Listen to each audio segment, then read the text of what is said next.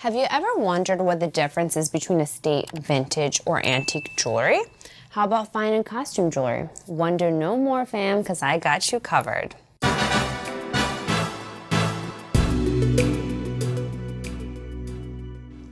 Hello everyone, my name is Anastasia and welcome back. I've been getting some questions about estate and vintage jewelry, so on today's episode of J.𝙗's Weekly, I wanted to clear up some misconceptions and define what each of those mean in the world of jewelry.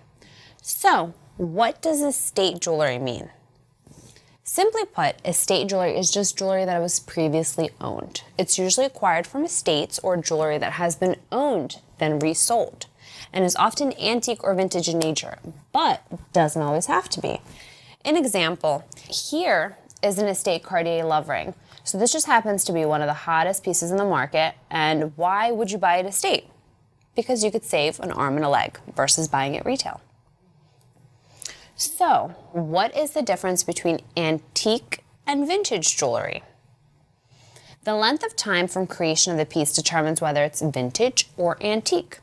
You must be wondering how old a piece has to be considered either or.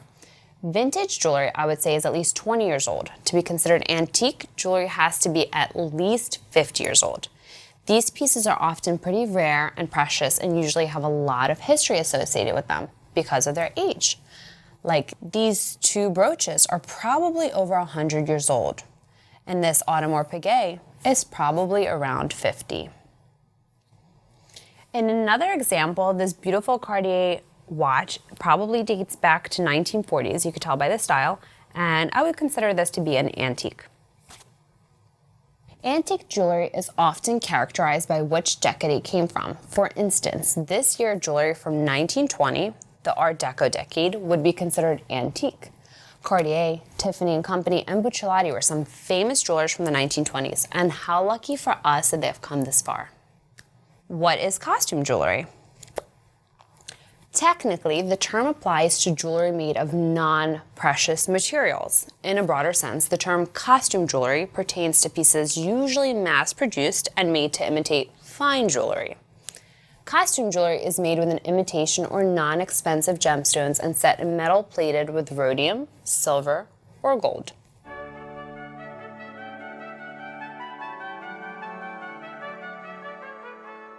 So all of the jewelry that I have before me is actually estate pieces, which just means it was pre-owned.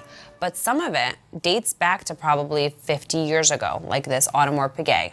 A watch is definitely a lot easier to pinpoint the date, whereas jewelry that doesn't come with a certificate or any type of appraisal, it's just your best guess. You could maybe do it by the type of style, like Art Deco. Or if you do have papers like this Cartier love ring, you are able to know which date it is. For instance, here, the date is 2001. It's almost 2 decades. What is fine jewelry?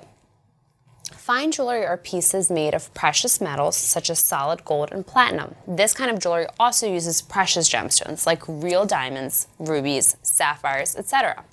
Because it's made entirely of solid precious metals and precious gemstones, fine jewelry is so much stronger than fashion jewelry and will not tarnish with proper care.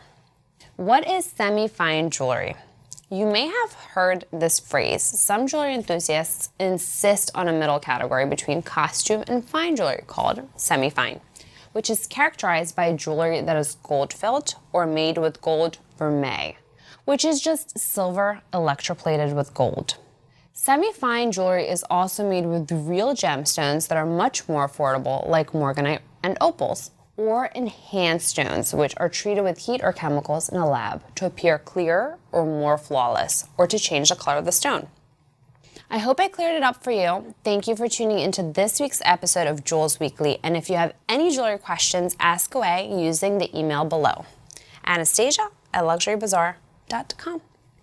If you love the content, please like, comment, subscribe, and don't forget to hit the bell for new episodes. Bye.